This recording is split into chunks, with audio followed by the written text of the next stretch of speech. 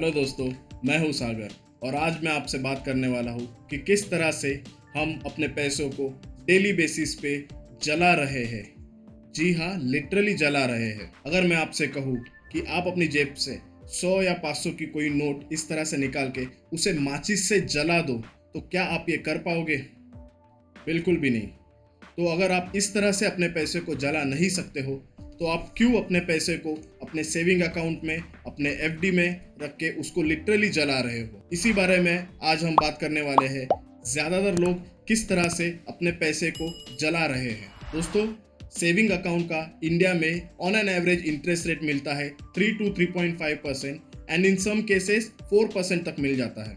But अगर हम हमारे इन्फ्लेशन रेट देखें तो इन्फ्लेशन रेट हमारा करीबन 6% के एवरेज रेट से बढ़ रहा है।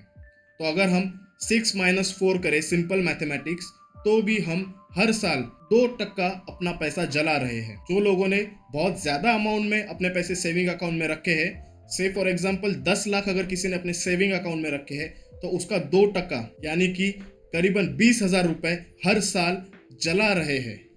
यस। और अगर आपने अपने पैसे एफडी में रखे हैं, तो एफडी में, जो कि बहुत पॉपुलर है इंडिया में, एफडी में अगर आपने पैसे रखे हैं तो एफडी का ये on an average interest rate आ जाता है 5.5%, और अगर सीनियर सिटीजन है तो 6 to 6.5% तक चला जाता है। बट वो भी इन्फ्लेशन रेट को सिर्फ मैच करने का काम करता है, ना कि उसको ग्रोथ देता है। तो अगर आपको लगता है कि आपके पैसे एफडी में रखने से बढ़ रहे हैं, तो ये आपकी गलतफहमी है।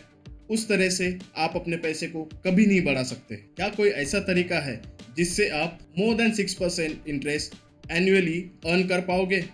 तो इसका आंसर है यस। इंडिया में ऐसे बहुत सारे ऑप्शंस हैं जिसके जरिए आप more than 6% interest per year earn कर सकते हैं। जैसे इंडेक्स इन्वेस्टिंग, आप Nifty, bank Nifty, fin Nifty, gold bees, इसमें से कहीं भी इन्वेस्ट कर सकते हो और उसके जरिए आप systematically more than 6% over a longer period of time earn कर सकते हो। यहाँ पे longer period of time is most important word, because अगर हम 1 या 2 साल का अगर कैलकुलेट करें तो शायद हमें नेगेटिव रिटर्न्स देखने को मिल सकते हैं।